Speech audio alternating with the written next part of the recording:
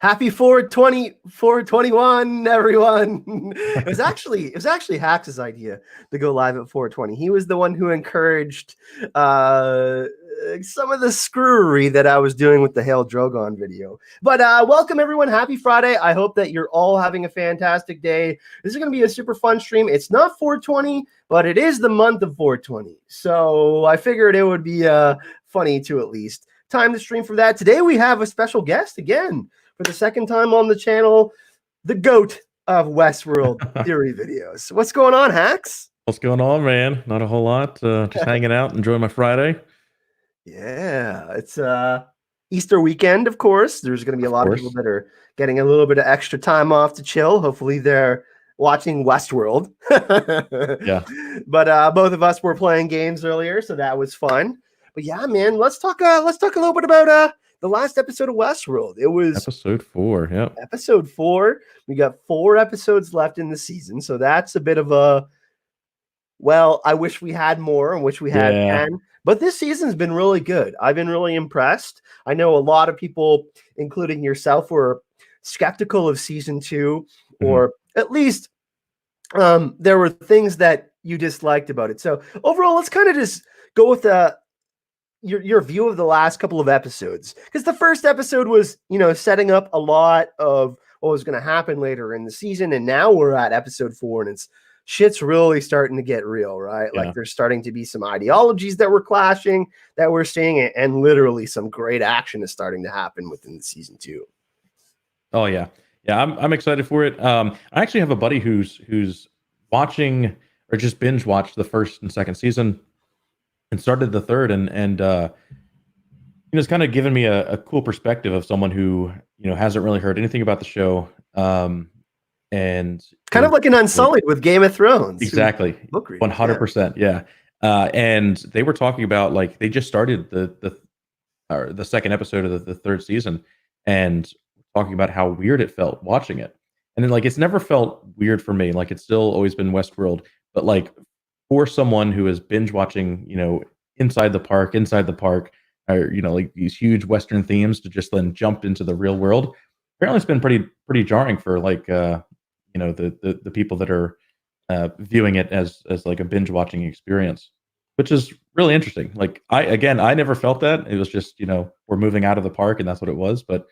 they came to expect something with season 1 and season 2, and now it's different. I don't know, Artistically, the show is always going to be beautiful. The art direction's fantastic. It's always going to have some of the same core elements. I'm hoping the viewership has been way down this season. I think we'll probably get a season 4 no matter what, just because of how HBO rolls, for sure. 5th season may be a little bit more iffy if the rest of the season doesn't do as good. But, HBO could have some things that they could do to get some more watchers in. But yeah, it's interesting that you say that, because I've been having conversations with people too that, as content creators, of course, Hax, we're looking at things analytically, like, hey, how could we explain this scene or that scene? And then when you have conversations with people, like you're saying, with a friend or something, it's so interesting to see their perspective of how the show is going. This last episode was really cool too, because we had all the great Charlotte Hale theories, and then we have the bombshell that Dolores copied herself onto the other pearls. What was your thoughts about that? Because I thought there was a lot of people that discuss, the Peter Abernathy, the kind of the Teddy, which I was more skeptical about. I really like the Wyatt Dolores vibe, the yin yang thing going on. Well, what are your thoughts on the big Dolores reveal in the last episode? I loved it. The Dolores standing strong now. But what's interesting to me is, like, to see, because they haven't really defined what they've done, right? They've told us that Dolores is in all of these people and at the helm of each of these physical bodies, but we've seen drastic emotional differences between Hale and physical body Dolores, and I really think that it's not as much of a copy of each as it is a fragment of each, right? Like the single personality, and then, like, split apart these characters. The Wyatt narrative, the Dolores, so it's all still Dolores, right? But it's just, like, very different emotions in these physical hosts, and I'm excited to know more about that, in the sense of, if there is like this leader Dolores, I think she dies. I wholeheartedly think she's done at some point in the story, and what that means in terms of recreating Dolores as like an independent being from the perspective of another Dolores that would have to be rebuilt into the main Dolores body again. And if one of them dies, do they lose something? Is it like, there will never have the same person we had again? And where do we go from there? It's so interesting that you say that, because each of the Dolores, they're each having their own human experience within a different culture. We see Musashi come back. Of course, Charlotte Hale is having different experiences with Delos and all of that. So each of them are having a different human experience, right? And if we go back and look a little bit at what was happening with Charlotte, we kind of see that fight that was happening within, all the kind of like self-harm that was going on, the trying to escape from the host body. I found that really interesting too. One thing that kind of just sparked my imagination while you were just kind of giving your scope of things was in the imagery in the Westworld season 3 opening sequence, the spherical thing, the kind of the shell, the idea of what you were talking, like the idea of that kind of, like a cell becoming different and being shaped by the experiences of the person that it's in, and also the pearl because it's in the spherical shape. But it's really interesting that you say that too, because this episode is called The Mother of Exiles, which is both based on a poem from Emma Lazarus, talking about the Statue of Liberty in the New Colossus. And, Dolores has become this very maternal figure in this season, this kind of patroness of immigrants, of these other hosts into this world that she's trying to create. So I kind of tend to agree with you to think that Dolores might be in some trouble this season, because she's using guerrilla tactics against this like military style power, right? Yeah. It's Serac. She's got a lot to conquer if she really wants to get to her end game. Yeah, this like idea of there's a very submissive sense of this, and like she is the mother hen, making sure that everyone else is safe. Like we see that Hale or Dolores is having like body dysmorphia, literally marking herself up, and that's one of the biggest things that points to these aren't explicitly the same being, right? There is a dominant one and there is a submissive one, and I don't know. I think it's really interesting because like we do see that motherly side to her. Like she legitimately cares for this other version of herself, which may be narcissistic, but then at the same time it's like a part of you that you've severed. It's its own thing now, but at the same time it's still loyal to you. And every comment about like, hey, it won't always be, or it's fine, like don't hurt yourself again, is paired with you belong to me, right? So I don't know. The dynamic there is so weird. It's like, what's really interesting, Hax? I just thought about it too. The feminine and masculine, the way we experience human life, the way the human brain is wired. One thing that's super interesting is Serac sees Rehoboam as this father figure, this more restrictive, controlling type of, I'm going to enslave humanity so we don't have them acting out with these other divergences. And then we have this kind of more, I'm going to give you the option to make your decisions, but, more motherly, pushing you towards, kind of letting you out of the coop, the nest, like you spoke of the motherly hen. So that's really interesting, this kind of free will versus determinism thing that's happening this season. And one of them is going to win out this season. And I honestly don't think it's going to be Dolores, man. I don't know. I think we're going to end. Have you ever watched Person of Interest? I have not. Oh man. Yeah. I don't want to spoil it for you then, but I think that Rehoboam's going to end up like Ultron at the end of the season. Well, I think it's going to be really, I think something really bad's going to happen at the end of the season. Some sort of either Rehoboam wins or there's some sort of cataclysmic event where it takes control. Dude, see, I think Dolores has it. I do think Dolores wins. Yeah, because there's just some things that happen that it just, I don't know. It feels like she is acting with much more information than we're led on to believe. Like she knows more than we do and has this whole like before the season even started in season 2, she knew exactly what Bernard was going to be doing, and that they weren't going to be allies in this. Like she has information that we don't know, and I think that that information is exactly what's going to lead her to victory in this. Whether it is this like divergence and breaking this key into 5 pieces, and then Rehoboam can't ever win unless it has all 5 pieces, or masquerading as someone Rehoboam would never believe it to be. Like Uh, Charlotte Hale, your like Charlotte disinformation tweet Hale, was yeah, really interesting earlier because yeah, Rehoboam, it's like you ever seen the movie The Departed where the mole and the police force and then yes, yeah, so they're searching for each other, and that's kind of what's happening with this season with Dolores trying to infiltrate Rehoboam, and then we have Rehoboam trying to account for Dolores. So you could be onto something there too, like in the way that Charlotte Hale was right in front of Serac. Does Serac know that?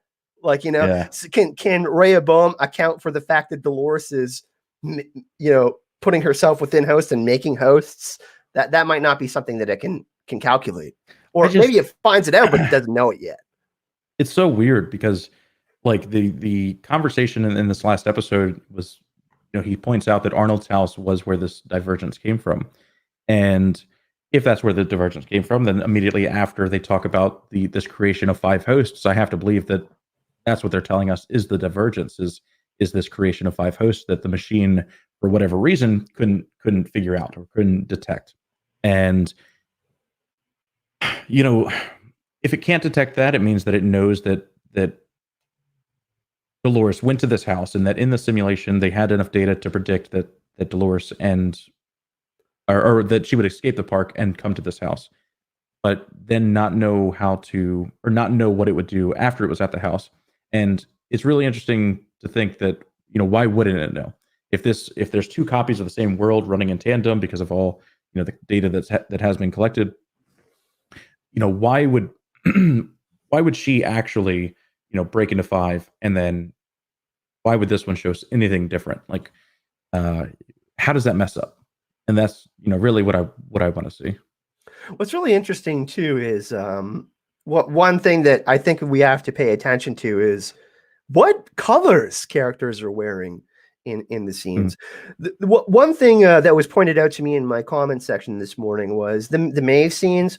She's wearing maroon/red color again that she mm, was wearing, and that's the simulation in the war world that she was wearing. And then we have the Dolores wearing her blue, that blue could be the color of the simulation for William. So I'm not so sure about the William part, but the Maeve part makes it more interesting because then all the interactions with Musashi and everything that was going on there was part of the Rehoboam thing. And the conversation between Serac and Maeve is really interesting when they're in Shanghai because he says he doesn't want their kind to share a world. So I still think we're like you're saying, seeing some of these mirror world simulations play out, and then we'll kind yeah, of see maybe in like episode 7 and 8 some of the real actual decisions that are happening, and then we'll realize, oh, we were seeing some of the yeah. possibilities throughout the season and not the actual final decision. I think so, definitely. Yeah. And Bunny brings up a good point that Dolores is basically Exodia, and it's Bunny possible we don't know that the key has been split into 5, but I think it would make sense if you're trying to protect this key and have the ability to do that, then make it as hard to get as possible. Um, but at the same time, yeah, I don't know. We have no other indicator of that. we thank you everyone for joining us here in the chat. By the way, of course, if you haven't checked out Hax, I got his links in the description of the video. Great Westworld content. You mentioned Bunny. She's actually part of the Westworld Azora hype team. We're writing together. We're tossing theories back and Very forth. cool. She's amazing. We were having conversations, and I said, hey, I need you to bounce stuff off of. So if y'all haven't checked out Bunny, she does Twitch streams. Yep. And she's also on Reddit at Bunnies and Cookies. So did I mod Bunny yet? I think I did, right? I'm not sure, but I've seen some Bunny streams. Very, very quality human being. Yeah, she's awesome.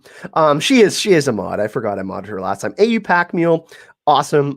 West content creator slash Westworld lover, John Haymaker, the original David Adams, Edward Martin Phillip, all sorts of awesome people here today. And anyone that's going to watch us after, hope you're having a great Friday. What are some of the other things that stood out to you? Definitely, I think William was injected with genre at the end of the episode, and also the possibility of Charlotte taking his DNA. What are your thoughts on that final scene, like one of the final scenes between William and Charlotte? Because genre, I think, really like some other drugs that are out there, really depends on what kind of frame of mind the user is in. Because we see people at the party, we see Roderick, and he's like, oh, like, I mean, obviously the fight's going down, so he's a bit freaked out, but we see other people are calm and enjoying themselves. But then we see people like Caleb in the next episode, who looks like he's getting injected by Liam, and he has PTSD. Yeah. So if you're more of an anxious person and you have PTSD, this might not be something that you want to be altering your consciousness, essentially. It could be. It could very well be. Yeah, I do think that William was injected with something. I think it was harder to read because in the same episode we see the theft of blood to translate to stealing a key.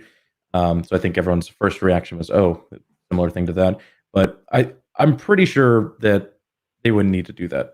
I think that Hale has made the case to get those shares away from him, and just whatever that was. I think it was something to maybe keep him in this state to further that mental instability of his. And as such, injecting him with a mind-altering drug would be perfect, right?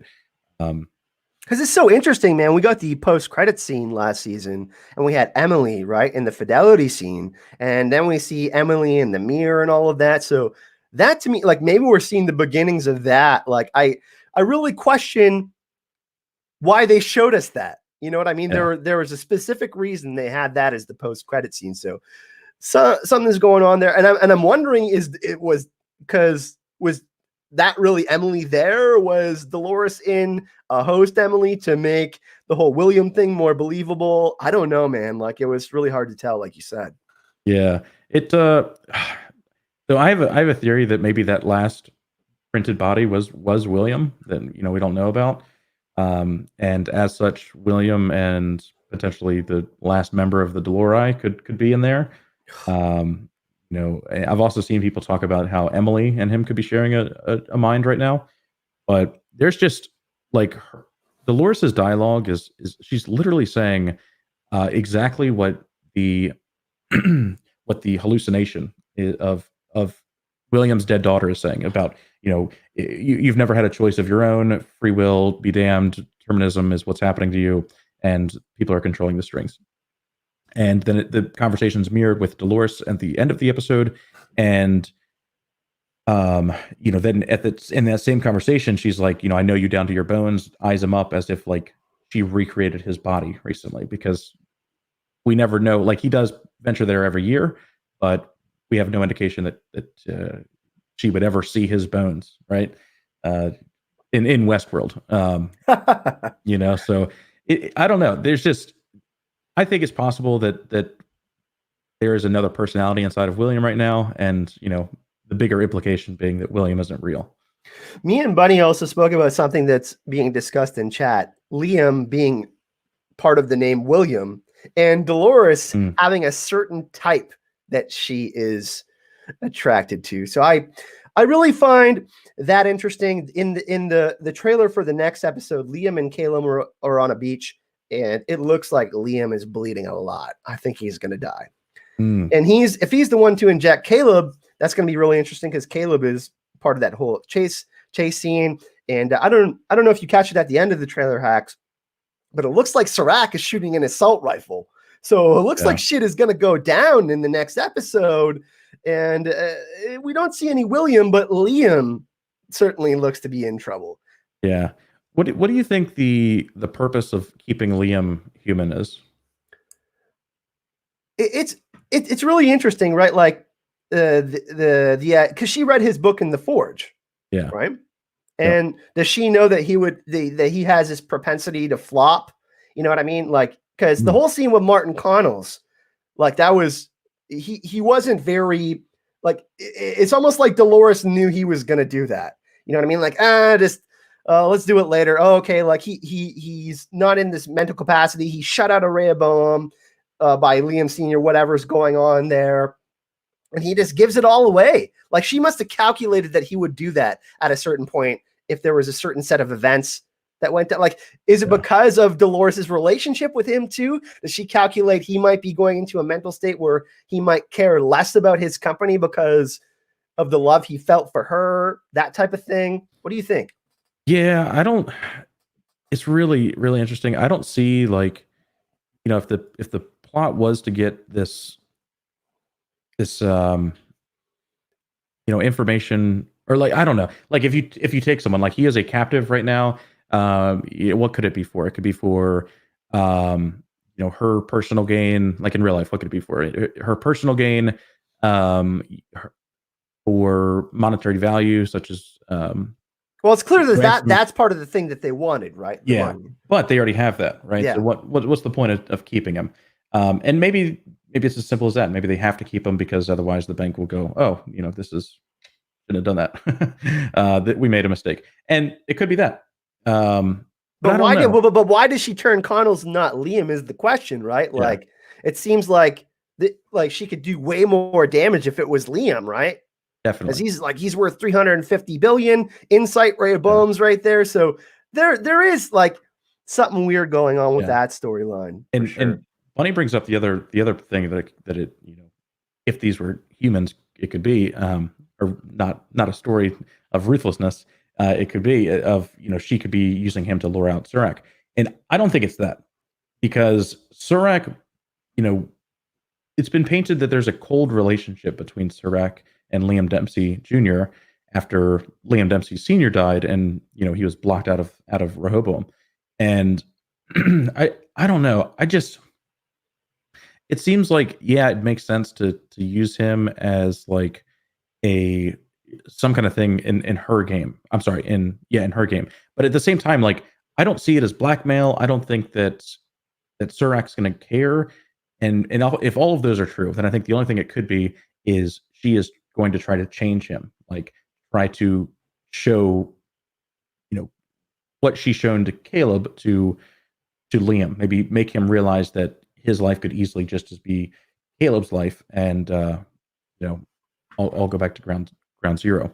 But I don't know. I think it also take a lot of time to get to that point too. So, well, one thing that could end up really screwing up Dolores's plan if she's got something bigger, some sort of bigger thing that she wants to accomplish with Liam, is I'm on kind of the same path as Bunny here. If Liam injects Caleb with genre, and the people that have PTSD don't have as a good reaction, like maybe, like let's say in the first scene of the episode, William has been injected with genre, and we see that later on, and that's kind of what is giving him this psychosis.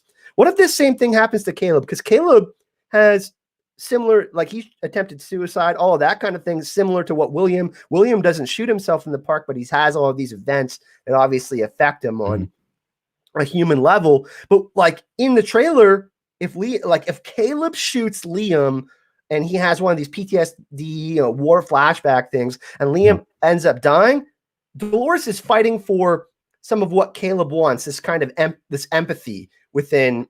I mean, Caleb is a decent dude. You know what I mean? So that could kind of complicate things. If Caleb kills Liam, then the whole Bernard, are you questioning what she's asking you, what she's really asking you what to do? That could kind of throw a wrench into her plans, maybe. You know what I mean? I definitely think, that Caleb at some point will realize that he's being manipulated. And just because, I don't know, like we know that Dolores wants to destroy humanity still.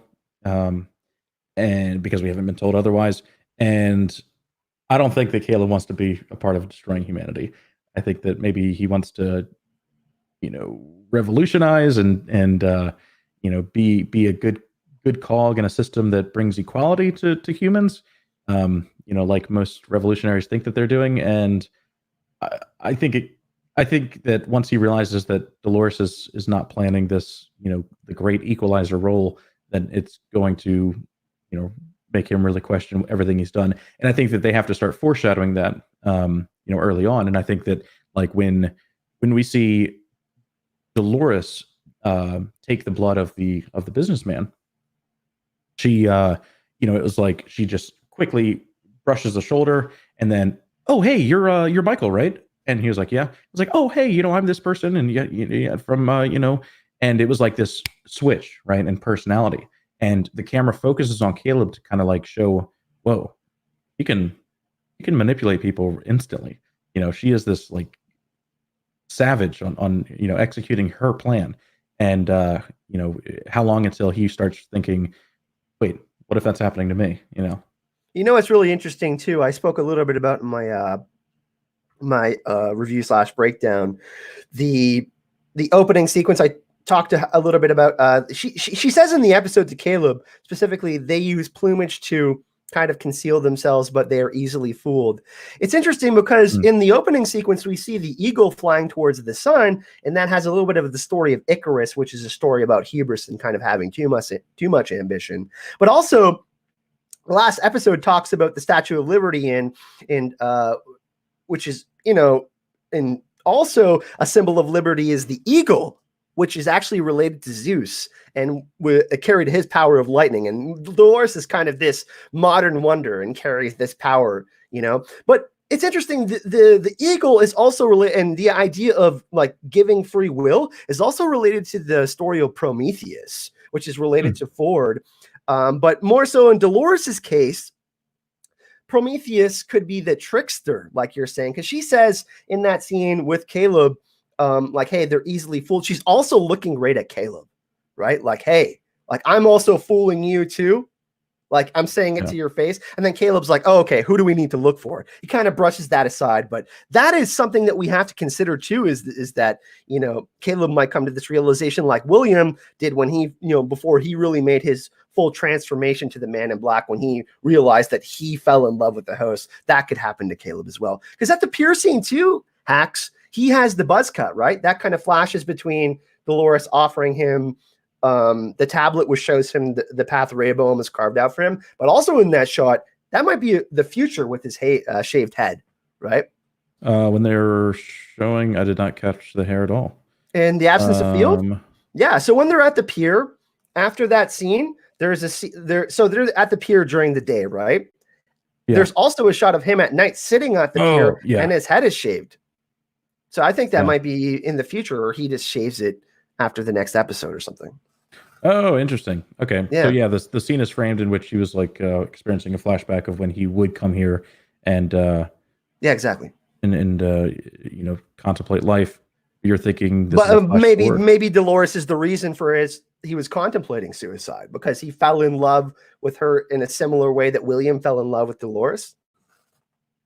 Like, because she's offering him that choice in that moment, and she's saying, "Hey, like you're going to commit suicide," but maybe she's the reason he wants to commit suicide later on. It's possible. I mean, that would kind of. I mean, if things might go sour, then Yeah, I think if I helped destroy humanity by accident, then I feel pretty bad about myself too. I can see it.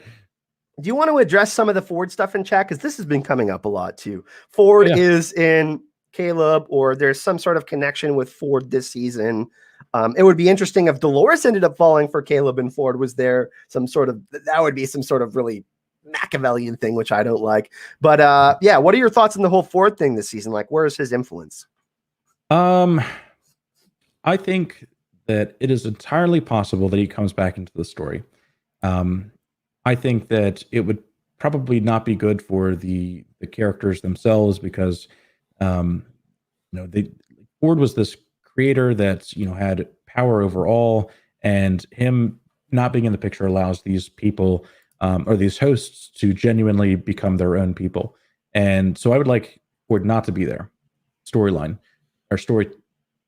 wise, but fan wise, I would love to see Anthony Hopkins again. And I think because of this, I think that there is some connection with Serac that would potentially allow for Ford, whether it's flashback or not, to re-enter this story and maybe more of one of these characters' upbringing be talked about. And I really have to sit down and consider the pros and cons of the theory and what does and doesn't disprove it. But there is some weird connection between Ford and Serac. And last episode we see that he had a brother as well. We know that his home was destroyed, potentially his family was destroyed, and we know that Ford vacationed. I forget where his family home was, but we do know that Ford also had a brother.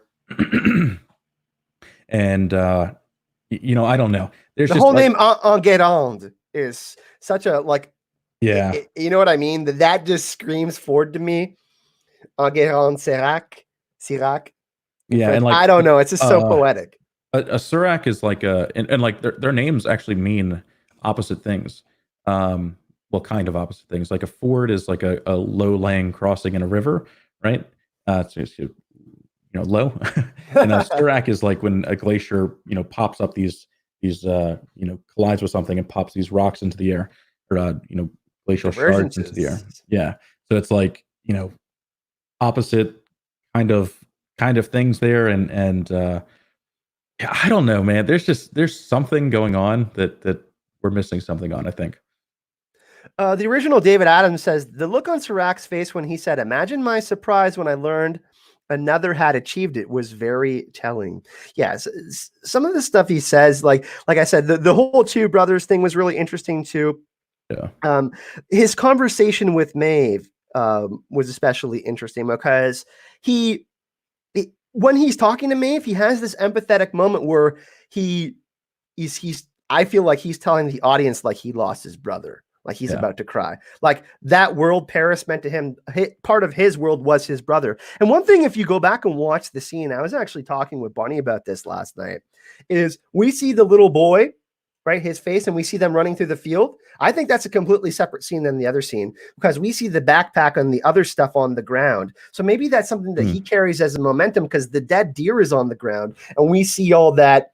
And we see all of those kind of hazmat, the hazmat unit with the van in the back. Mm-hmm. One thing that's cool too about the scene with Serac and Maeve when they do the close-up shot is there's deers on the ceiling, and I can't. In the Christian faith, it actually represents the idea of honor and humanity and compassion. So maybe the dead deer in that scene, maybe I'm reading way too much into this, represents the death of kind of Serac's mercy for humankind. And that's why he's like, because we see the ruthless side of him when he's just shooting that guy has a family. Like he's just like, it's over here. You're dead. So I think that we could be kind of seeing this evil twin thing going on. Yeah. What's also interesting about that is like, if you had that knowledge and if you had, this machine that tells you exactly what to do there, what if it's telling him, hey, if I don't execute this person, then, he's going to go off, tell Dolores, Mortician finds out, so on and so forth, whole plan's ruined. It's a, a needed death, right? And the person basically makes that choice. He's like, I want my family not to die, and in order to them not to die, whether he realizes it or not, I need to die, right? Because then, whether through no fault of his own, because he is making deterministic choices at that point, then yeah, man, I don't know. That's a mind fuck. But yeah, the whole free will versus determinism thing is fantastic this season. Yeah, that's what I've really loved. Yeah, that bar, by the way, it's called the Atlas Bar in Singapore. That is a real place, and it is the most beautiful place I've ever seen. Like, did you see the murals on the wall? There's one that's Egyptian on the right right-hand side, and there's another one with some sort of messianic figure. Yeah. So that's why me and Bunny were talking a little bit about the way Serac speaks, because he has kind of this god complex, and I like I said, I couldn't help but like the symbolism of the deer was really throwing me off. Can we talk about that scene a little bit more too? Because Bernard has a very similar scene in Hax Dogma to that scene. Do you think there's a connection between those two scenes at all? What's the scene in Hax Dogma? Remember when he's tending to the cow. It has barbed wire around its leg. Oh, interesting. Okay. And I didn't really draw a connection there, but this scene was honestly so incredible. I loved Serac as a character. I love this character now. Like, and Vincent Castle, by the way. He's excellent. So good, dude. That exactly the exact part you're talking about, where he's like, now it exists only in my mind, and just like looks off. The delivery of the line is just phenomenal, dude. I don't know. He what looks it like is. he's about to cry. Yeah, yeah. It's like this all these emotions you can just feel as he's talking, but it's crazy because he is this like invincible man. He is this god, and it is just like it's really cool. I don't know how to exactly what more to say. It is just I love watching him on screen now. He's it looks like so we saw the boy version of Serac in this episode with the whole thermonuclear event that happened in Paris that Rehoboam calculated. Then I think what we're gonna see is Serac doing the Solomon project, because we got the jump in 2039. Oh, yeah. That would be 14 years, and he looks about that age in the trailer. And I think we will see Serac working on the Solomon project in the next episode, and that will be really interesting because that's kind of the precursor to the Rehoboam stuff. Yeah. And also someone brings up in chat, Tubbs here says Serac's memory of Paris and his brother is the same as Bernard's memory of Charlie, defines them, which is really interesting. First, like because of the dead cow scene, like I'm saying, I think there's a connection between the two characters. Could be. It very well could be. On face level, it's like, yeah, this, is such a defining part of their humanity, and what Bernard's humanity will become. Host amity, I don't know, but but then also this idea that it's his cornerstone, and if it's Bernard's cornerstone, and maybe this is a reoccurring thing for Serac, we're either seeing them, make the claim that humans have a cornerstone, whether they realize it or not, or that Serac is a host. Yeah, right. the one thing that you're saying too, that scene with Vincent Castle as Serac, where he's displaying this emotional vulnerability, like Bunny is saying in chat, like that is kind of a power move too. If because he's letting Maeve feel sorry for him, and then later on he's like, bam, he just, you know what I mean? So that's kind of a way to let him manipulate Maeve a little bit. He was saying manipulating things to Maeve. Like, I think a lot of people miss that he says, like, yeah, we're not sharing a world. Like, I got another world for you. I'm going to put you in that cage. Kind of like Dolores puts William in the cage in the last episode. Or Teddy? Yeah. Oh, no, William. You mean you're talking about mental hospital, right? Yeah.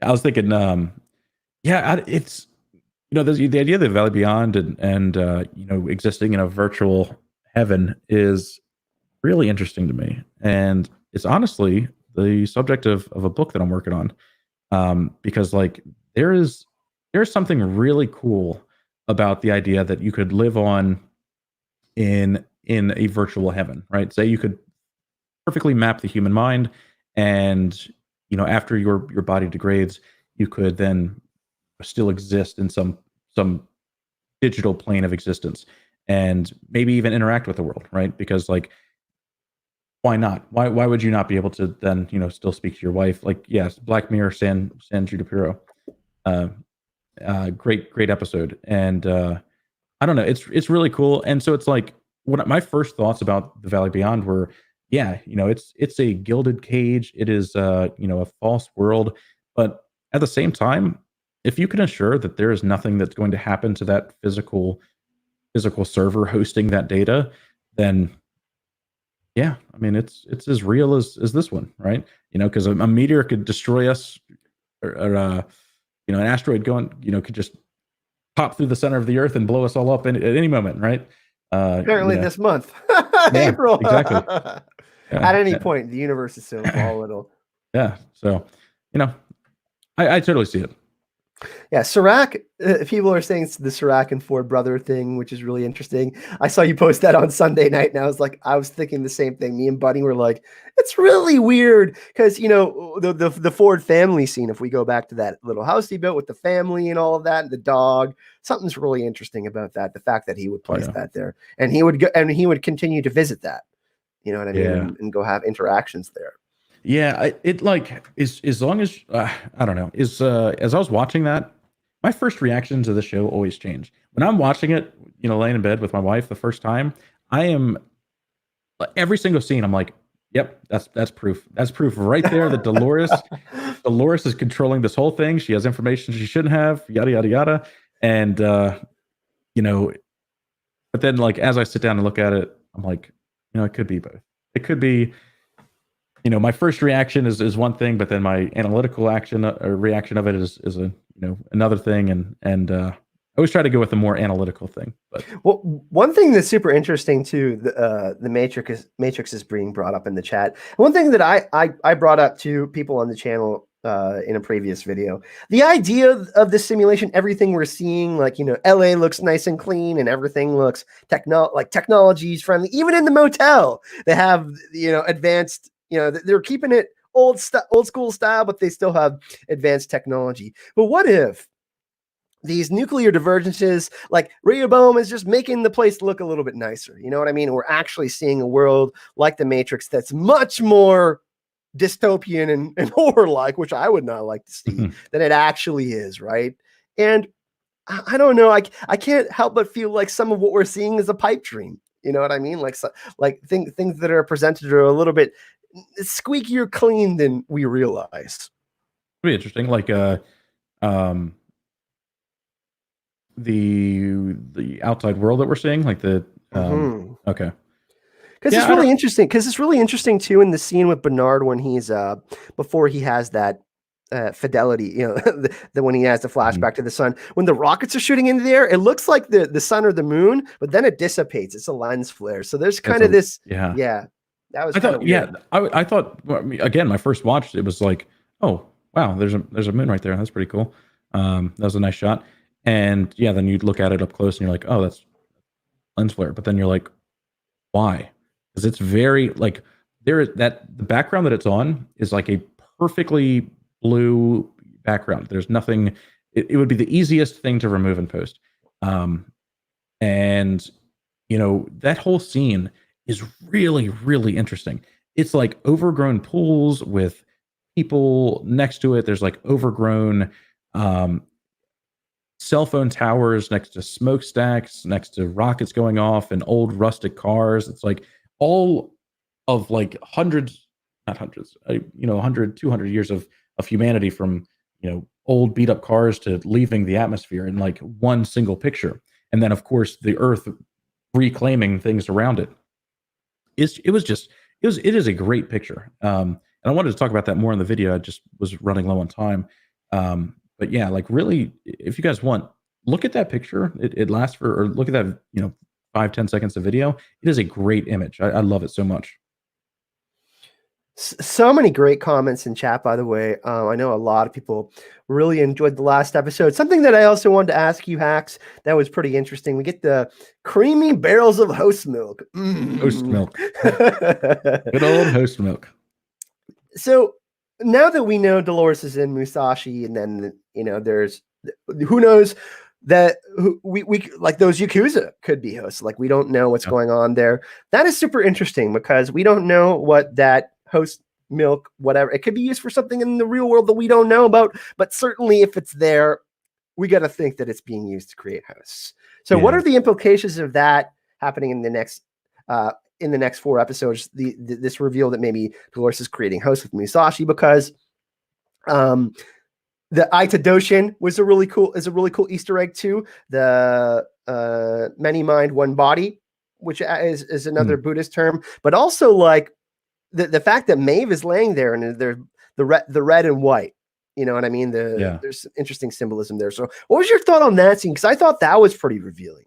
Yeah, I love the idea that all the Yakuza are hosts, and maybe that also feeds into what Serac is seeing. Like he's not afraid of Dolores. He says that outright in this episode. He's like he always has been, afraid of humanity killing itself. Maybe he's seeing the Yakuza and revolutionaries rising up and taking control from the 1%, and this big bloody battle that destroys everything that they're trying to build. In reality, it's people, or I'm sorry, it's hosts, and he's somehow getting that wrong, because the implication with the host milk and these large vats and this production of it in-house with something as big as the Yakuza, it just, man, it seems like there's a lot of hosts that are being made or are potentially already out there. And what are they waiting for? What are they doing? Where are they at? How has this gone under the future seeing radar for so long? Like if she's replacing people, then how does Rehoboam not know? That scene was interesting because the Maeve blood was spilling into the host milk, and the hash key function requires DNA, and then we see Charlotte Hale prick William for DNA. We see all of those bags of blood or DNA, whatever they're doing with that, with the mortician, and maybe Rehoboam's trying to collect DNA too. Like that would be something that would certainly be valuable in how it's doing predictions. So that is something that I considered too. I'm like, well, from what you just said, if like, let's say, Serac is wrong, maybe that's why he's trying to connect DNA. Like, I mean, less variables, the better, right? Like that's what he's trying to get at. So that's kind of an interesting thing that's happening too. Cause I found that symbolism with the host milk and the Maeve laying on the ground really interesting. Yeah. And I will say there is something off about the whole Musashi's involvement, about this, because there's a comment made by the mortician that Yakuza helped her smuggle in bodies. Well, that means that the Yakuza, before Dolores has taken over the Yakuza, have helped smuggle bodies, and then she replaced, the head of the Yakuza with somebody. I don't know if that's if like I don't know. I don't know how you replace the head of a criminal organization like that, but there is something really, really wrong. And if it is Dolores doing that, why Musashi? Like, when did they ever interact? Dolores has had one storyline. Shogun World was created after Delos invested. They would have never, ever, ever, ever, ever, ever interacted unless, of course, we get a flashback of them in the lab together or something. I don't know, but it's something's off. And it kind of points to maybe that's also Rehoboam thinking that Maeve has an accurate picture of what Dolores would do. So pretty fun discussion so far. Let's open it up to chat for the last 15 minutes of the stream for some questions. And I wanted to point out a really, really funny comment that I almost spit out my coffee there. Bunny says, was it smuggled out of the park? Because the idea of pirates smuggling ships full of host milk tickles me. Yeah, that's because we know Westworld, South China Sea. That is pretty interesting. So with your questions, post them. We'll try to get to as many as we can. What would you rate the overall last episode, by the way, if you had to? I think that was my favorite episode of the season so far. I really enjoyed Absence of Feel, but this one I felt like was really started to I don't know. Makes the stakes at an all-time high. Get it? Genre high? No, sorry.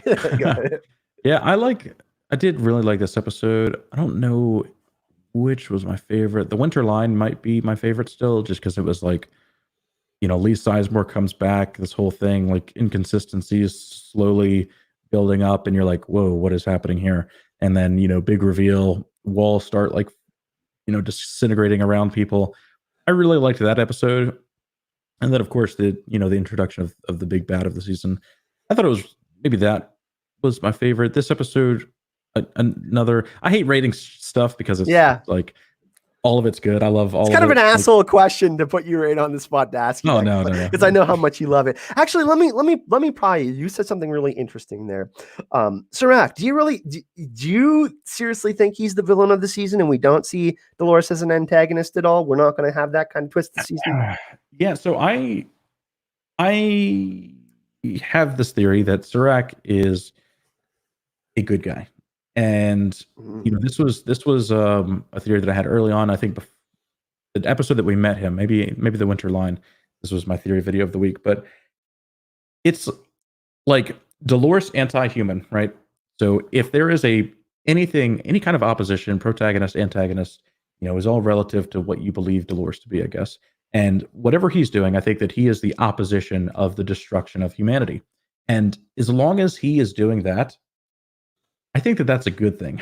I think that if he is doing what he can to not have Dolores destroy humanity, then he's a good guy.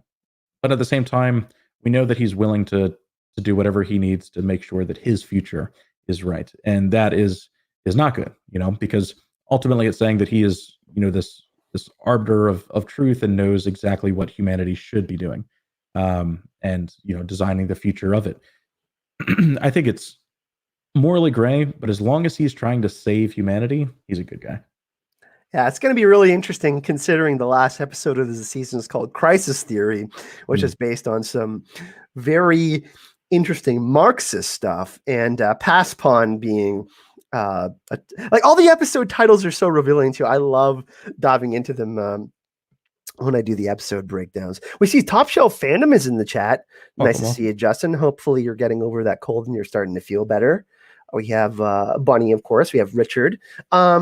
But Richard has a question, Hax. I'm going to pose this one to you. She says, I understand the pearls being the host consciousness.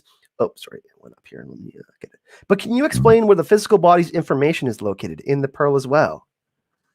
The physical body location, as in like how you would reconstruct a host like that. I think. Well, is that what you mean? Well, I mean, the way he frames the question, but can you explain where the physical body's information is located? Because we do have, we have Serac. He says there's 3 female, 2 male, and that's off. Remember, because we have what is it? 3 male, 2 female. Yeah. So the information because he says 3 female. So I think it might be related to that, but just jump on it anyways. Yeah. So it's probably stored in the pearl. I think. Yeah. Period. Blueprint is in the pearl. Yeah. I think that it's interesting to consider like the separation of our physical body and our brain. I love the idea that humanity and what we believe ourselves to be could just exist as like floating heads inside vats of water, like it's Futurama, and still be the Fidelitas us, right? But in terms of host consciousness and the physical body information, probably just the pearl. Yeah, the idea of what we think is organic as humans, but the universe is actually electric and simulation, computerized. We don't know. I mean, that's a possibility that I don't often like to ponder because I already have enough existential crises. But I do like to ponder that, of course, with Westworld. Michelle says the body isn't really their body. It was created by Westworld's artists, so in theory, they could make their own body. I like this idea of host identity fascinates me. Because very much like, it is in some ways their bodies are this thing of their oppressor, their clothes. Like, I don't think that we'll ever see Dolores wearing that blue outfit again, because that was what she was prisoner in. And, it's like, yes, there is, there's a genuine belief to keep yourself, right? To, you go through this journey to, come out the other end free, but, want to change yourself because, so many things were not you. And that goes for physical bodies. And that also goes for this idea of your mind. And Bernard, like a line that Elsie said to Bernard of, you'll never know if it's the real you, because of all the things that Ford did. Well, no one will ever know. If we have, access to our own code and see how we ourselves work, we would never know. And, if we had the ability to alter it, we would always think that someone else had altered it before we did. And yeah, I think that it's a pretty interesting thing. And yeah. Makes William's question so compelling. Will I am. I remember when we were talking privately, they're like, "Oh, William is Will I am." He kind of made a joke of that, but I think Will. You make such an interesting. You pointed out Dolores being in the blue dress and William being a prisoner of his own sins. These idea of cornerstones, and can we really break these loops, these natural loops? It's so interesting because we talked about, me and you privately talked about the Riddle of the Sphinx episode, my favorite episode of the series. Oh, yeah. What we see with James Delos and him, William saying, no, maybe in a few years we might have the technology to get you out of there. And then we see William making changes within the parks after being, more of this aggressive figure. But it's so interesting, the conversation now becoming free will versus determinism instead of just free will, kind of. Which one do you want to pick now? As in, like, which one would I want to live with, or which one do I think we live with? I mean, I prefer free will, but I mean, but if the determinism is good, then I don't know. I think we're very much deterministic. I think that I think there's a mix of that, right? I think that there are some things that we can choose, but I think a lot of there's just a lot of variables that we don't know about our day to day, and I think that if you look at marketing, if you look at like manipulation of people, like there is substantial proof that we are deterministic and our lives are being controlled by the people that have the money to do so. Hax, really interesting. Cutting you off real quick. Me and Bunny were working on our last video, the Easter egg video.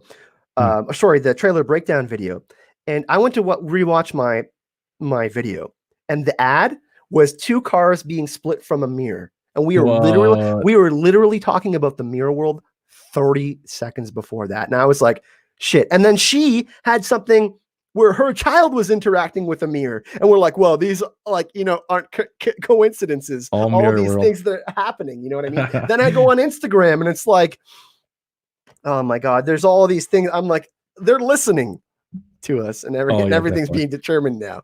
Yeah. Sorry, go ahead. Oh no, Justin, Top Shelf Fandom, asks if you can have free will in a deterministic world. I think you can.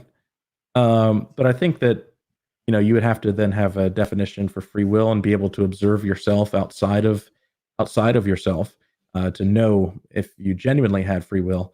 And I think that would be impossible, right? That's why Buddhism is such an interesting faith and makes you observe yourself from the outside. And it's so difficult to do that. You know what I mean? Regret. We have all of these emotions, regret from past choices, all of these things that affect us, like our families and our social standing and all of these situations. There's so many variables. Yeah. It's so crazy. Now, I love this.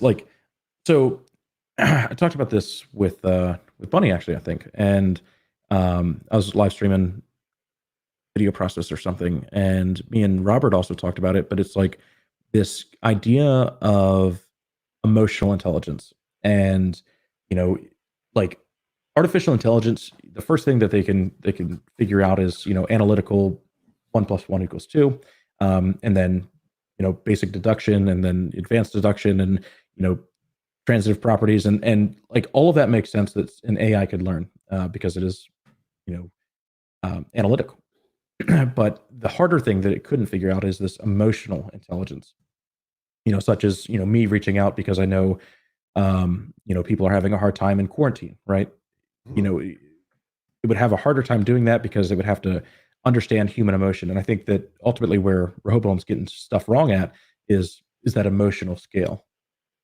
The thing that you were saying about quarantine too, I was just chatting with, one of my co-hosts for my Witcher podcast, Aziz, and I was talking about the idea of the luxury that I have of creating content and being able to kind of build a business from that. But then quarantine happening, and like there's things that I love to do, like go to the movies by myself and watch a movie, or go out and grab food, and all of these things are not available to me as a choice at the current moment. And I'm like, I probably shouldn't feel so bad about it because of my position and what I'm able to do, and how lucky I am to be able to create content on YouTube and do all of these things. But on an emotional level, it has really affected me because it has taken away that choice from me.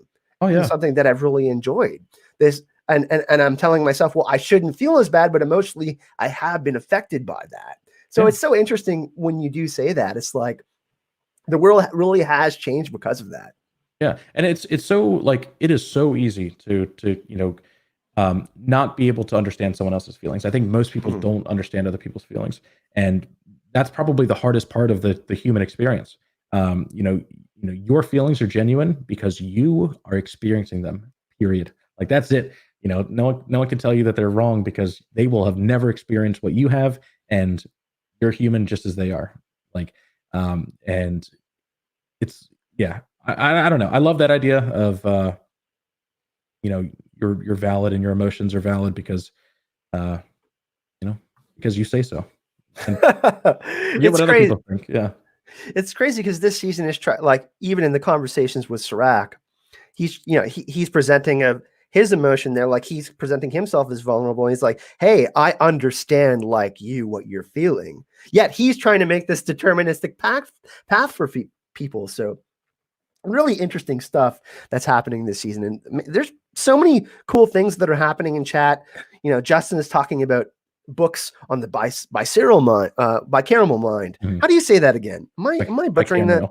Bicameral mind. Yeah. There's people that are talking about the idea of free will, you know, just the idea of committing murder or empathy, like feeling empathy for other people. Yeah. This show is and like I said, I believe Bunny said it was up 14 to 17% from the last episode. Really encouraging. So I think the second half of the season is going to be fantastic. So hopefully this show will continue to create great conversations.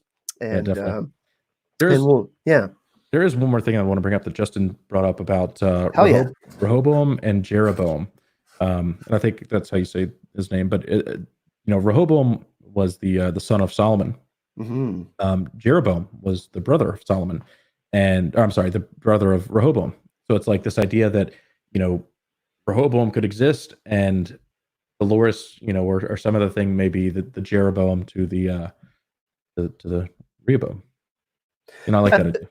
Me and Bunny have a video that we're working on with this, like, as this whole like when we're seeing in that scene with Maeve, he talks about losing part of his world, and the whole brother thing is obviously something that has super affected him.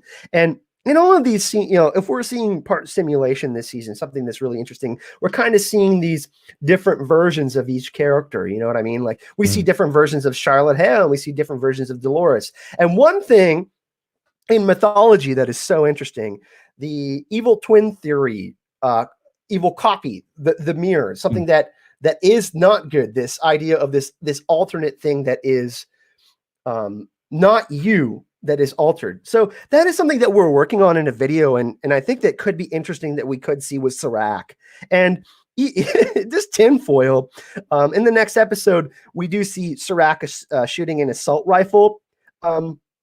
Besides some sort of futuristic car, let's say his brother died, in the nuclear attack on Paris. Maybe he creates a copy of himself or his brother. That would be something that would be really interesting if that is part of the world that he really misses. And then we find out, he's trying to stop host, but that's something that, he considered in the past that maybe went wrong, or you know what I mean, that he experimented with. So I think that there's certainly some credence to this kind of evil theory copy stuff going on, because we're seeing a lot of mirroring in this season. I do think that there's some kind of family aspect of Serac's story. Liam Dempsey Sr. as well, I think, comes into the story and drastically changes things. We saw him in the trailer way early on, and we have not seen him in the show at all. But we've seen his son, and he's named, and because we see him in the trailer, it has to be the same person. And I'm under the assumption at some point we'll see him, add just a little more to the story, because it wasn't Serac that sketched it out on a napkin and took him 15 years to create. No one says that about Serac. Someone literally says that in the show about this Liam Dempsey Sr. And so I'm really excited to see when he comes into the story. I think everything drastically changes.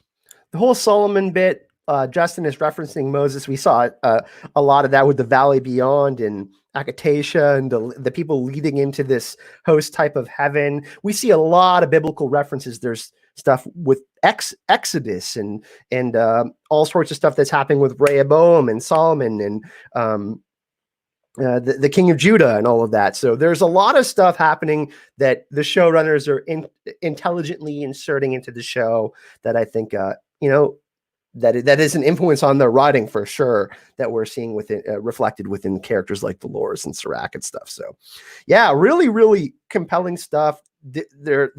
We could talk about this for hours. Oh yeah. God, yeah. and yeah, Hax, thanks for coming on again and chat. So many compelling things. Like, actually, I want to read this from Justin again, because we're talking about this Jeroboam stuff. Jeroboam rises against Rehoboam for his unethical treatment and is cast out, but Jeroboam is eventually killed for acting as a false prophet. Jeroboam is Dolores. Yeah. Pretty interesting stuff going on there. So I'm hoping we'll see your video soon, Justin. But thanks everyone again for joining us. This has been really fun. Thanks, Hax, for coming on again. What's up next for you? You just dropped your explained video. Do you have another theory video you're dropping this weekend? I might actually do a video about this, concept of emotional intelligence versus analytical intelligence, and maybe why Rehoboam is messing up so much. But still to be determined. Kind of liking just the idea of chilling out until Sunday. Yeah. We'll see. Playing some games. Yeah, I got Final Fantasy VII Remake, and you were playing some games earlier too. So yeah, I'm trying to get a key for this new game, or this beta game called Valorant. Man, I've watched a bunch of streams on it. It's amazing. I've watched it's like Counter-Strike and Overwatch mixed, huh? Yeah, and I love both of those games. Legitimately have thousands of hours in both of those games, and I'm excited for that. But so yeah, please. All of Hax's, you got Hax's Patreon, Twitter, and his YouTube in the description of the video. I'm sure all of you are big fans of his channel already, but if you haven't checked him out, please go do that. Excellent content. This Sunday, for people that are watching the stream, I'm going to have people from Burlington Bar. Sean and the Draces are going to come on. We're going to do kind of a little pregame show in the afternoon, not near Robert's stream time. I know you guys are teaming up on Sunday around 5:30. We're going to do something a little bit earlier, around 2 for an hour, talk a little bit about the trailer, which is super interesting. And then I believe, Justin, you and Justin go live on you guys have an after show. You go live on Sunday nights, right? And that'll be on the Top Shelf Fandom channel. Hell yeah. So thanks again for everyone for joining us in the chat. If you enjoyed this conversation, of course, feel free to like the video and subscribe and leave comments for anything that we didn't get to. Sorry, we can't get to every single question and comment, but leave them in the description of the video or the comment section, and I'll try to get to as many of those as possible. But thanks again for joining us. Have a great, isn't it Easter weekend this weekend? I believe so. Yeah, happy Easter weekend. Everybody stay safe. And yeah, we'll see you next time in another Westworld video. See you later, guys. Bye, guys.